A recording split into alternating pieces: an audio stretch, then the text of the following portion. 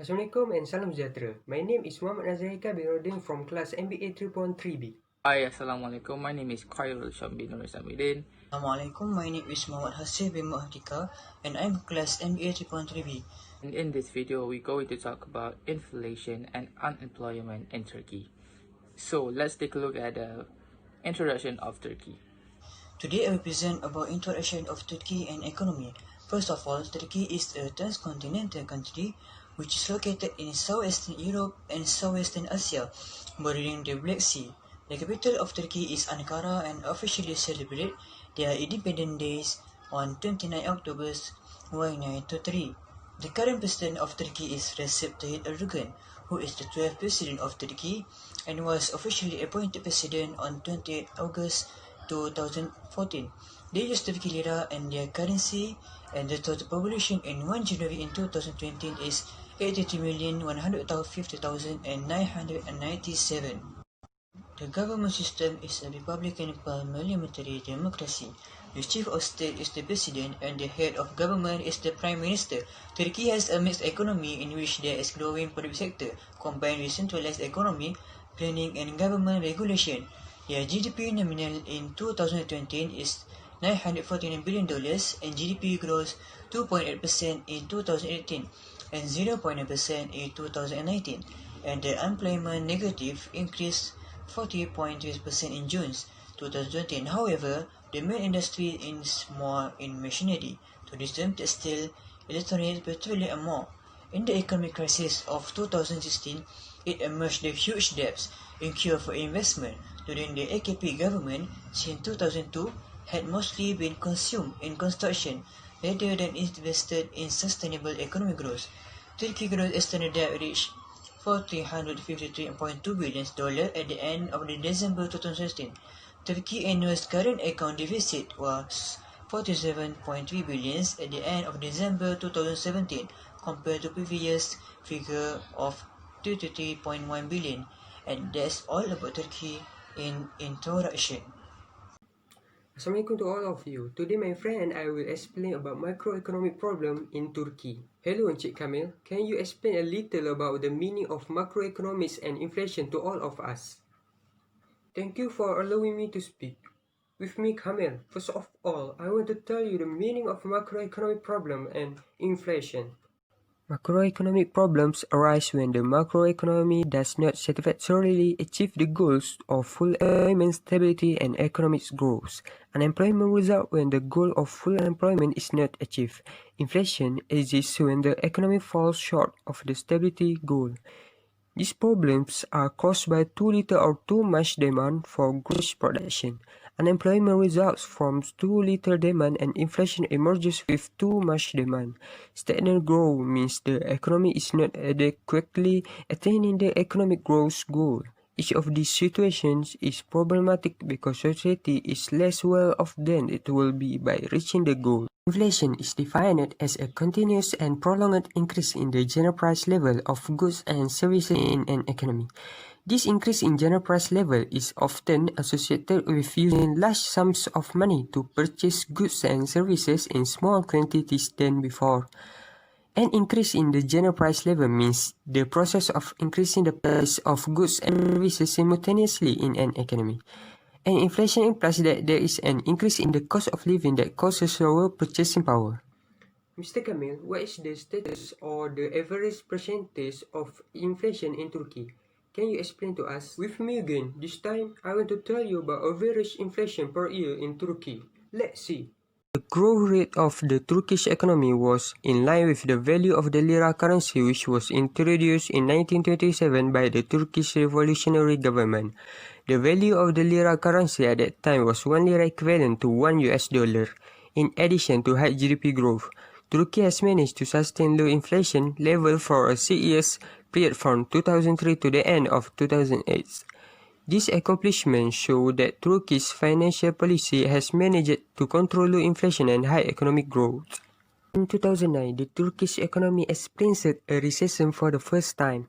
In 2013, the value of the lira fell for the second time after 1933. The decline in the lira continued to drop by 30% for 9 months until the beginning of 2014. The decline did not end until 2018. In 2016, consumer prices in Turkey recorded the lowest figures since 2003 at 6.57%.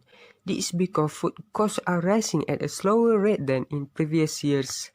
In the last month of 2016, the inflation rate of Turkey's consumer prices gradually increases and finally managed to be lowered to 11.92% in 2017 from the highest level since 2003. In October 2018, Turkey was once again shocked by the increase in consumer price inflation of 25.21%. It is the highest record of all time faced by Turkey. This is because food and housing prices are rising faster while transportation prices continue to rise amid the lira decline. However, the Turkish government and the central bank managed to control the increase in inflation in Turkey when Turkey's annual inflation rate was lowered to 15.72% in 2019. Consumer price inflation rate in Turkey remained at a low percentage until now. It is because Turkey is taking the initiative to lower interest rate to increase growth and spending. Mr. Mutu, can you tell me a little bit about the cause and type of inflation that Turkey faced? Maybe people out there don't know. Hello, my name is Mutu. I want to explain the reason for inflation and the type of inflation. The cause of inflation is cost-push inflation. Cost-push inflation is a rising cost of raw materials and wages cause the overall price to rise. As a result, cost-push inflation occurs. When cost-push inflation occurs, the cost of production of goods and services will increase. Therefore, the manufacturer will raise the price so that the burden is transferred to the consumer. The effect will be cost inflation. There are two types of inflation that Turkey faces. Firstly is creeping inflation. Creeping inflation is inflation that increases gradually but persists over time. Creeping inflation is by normal standards and still low. It actually boosts economic growth when price rise by 3% or less. Since this mild inflation increases demand due to the propensity of customers to buy more before price rise. While the rate of price inflation is relatively low in the short term, the impact will become more important if it lasts over time, as it increases the cost of living in the long run. Therefore, to ensure that wages are raised in line with price increase, the relevant government agency has to keep an eye on creeping inflation. Secondly is walking and running inflation. Walking and running inflation are harmful to the economy as they head up economic growth too fast. When people start to buy more than they need to avoid tomorrow's much higher prices, it drives demand price even higher that the supply and wages cannot keep up. This in turn will drive demand even further as suppliers are unable to meet the demand. Mr. Afeng, can you tell me a little bit about the impact of inflation faced by the people and the country? With me, Afeng, I want to explain to you three impacts of inflation. There are three impacts of inflation. Firstly is impact on income distribution. Inflation will cause the individual real income to decrease. As a result, someone's purchasing power will decrease due to rising price of goods and service. This reduction in real income will affect fixed and low-income workers as their cost of living will increase. As a result, their quality of life also decline. Secondly is impact on economic activity. Inflation will cause economic growth to decline. As the value of the lira depreciates, the price of import raw material will increase. Small and medium-sized firms are likely to close their stores because they cannot afford to buy raw materials. As a result, it will cause the economy to decline. Unemployment will increase as a result of the closure of small and medium-sized firms. Inflation will also affect domestic investment. With rising prices, the production of exported goods and services will lose competitiveness. With this loss of competitiveness, export earnings will decline and this will reduce investment in certain industry. Lastly is impact on savings. Inflation will cause the amount of individual savings to decrease. This is because inflation will cause the value of the currency to depreciate. For individuals who keep money in the bank, they risk losing as the value of the currency depreciates. They also have to pay large sums of money to process goods and services in equal quantities. So I'm going to talk about how Turkey reduced their inflation. First, the Turkey government is determined to reduce interest rates and inflation to targeted levels, stressing that the country will take all its steps under the framework of the principles of the free market system with wage control.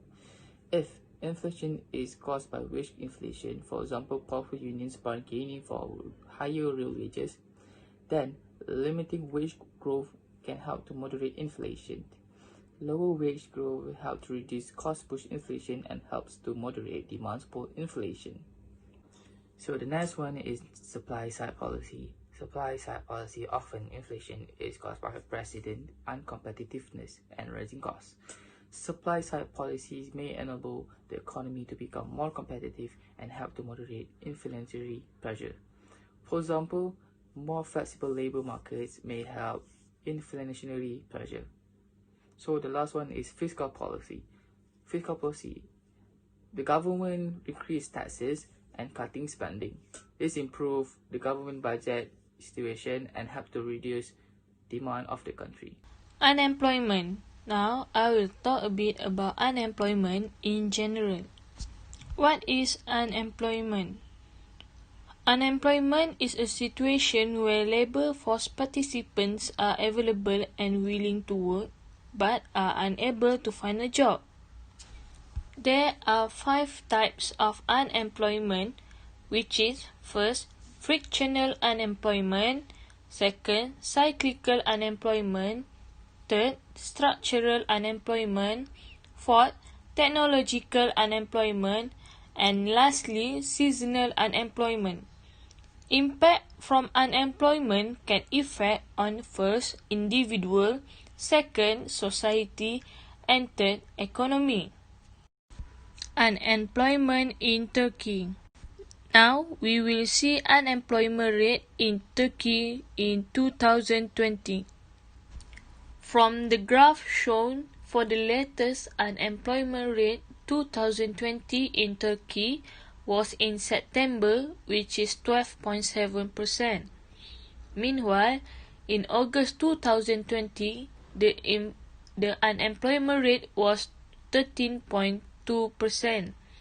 This shows that the rate is decreasing to 0.5% in September, and it was the lowest rate in year 2020 from January to September, and the highest unemployment rate was in January at 13.8%.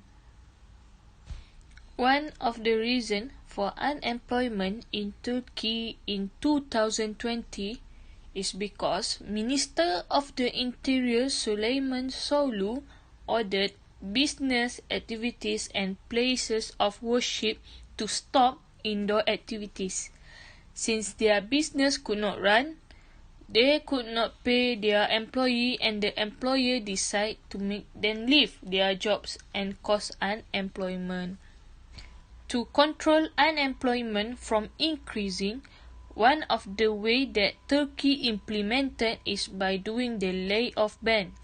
Layoff ban will make sure that layoff will be prohibited to be done. Layoff ban has helped to decrease the unemployment rate in Turkey. So for the next point for how Turkey reduce their unemployment is by education and training. So this aim to give the long-term unemployed new skills which enable them to find new jobs in the developing industries. So for example, we train unemployed skilled workers to have basic IT skills which help them find work in the service sector. So for the next point is reduce the power of trades union. If union can bargain for wages above the market clearing level, they will cause real wages unemployed. In this case, reducing the influence of trade union will help solve the real wages unemployment. And the last one is unemployment subsidies. Firms could be given tax break or subsidy for taking on long-term unemployed. This helps give them new confidence and on the job training. However, it will be quite expensive, and it may encourage firms to just replace current workers with the long-term unemployment to benefit from the tax breaks. The conclusion from the presentation is inflation is one of the obstacles on the way in development. In Turkey, it has caused the major part of the population. It needs to be controlled by strategic planning. Domestic production should be encouraged instead of imports, and investment. Foreign investment should be attracted, and developed countries should be request for financial and managerial assistance. In other issues is unemployment. is a major issue for an economy. It creates negative effects to unemployed as they are jobless and suffer from worse prospect to find new job. Anyway, for generally speaking improvement of economy, government and people needs to step up to the plate step in spending, the profitability and improving the way of the life.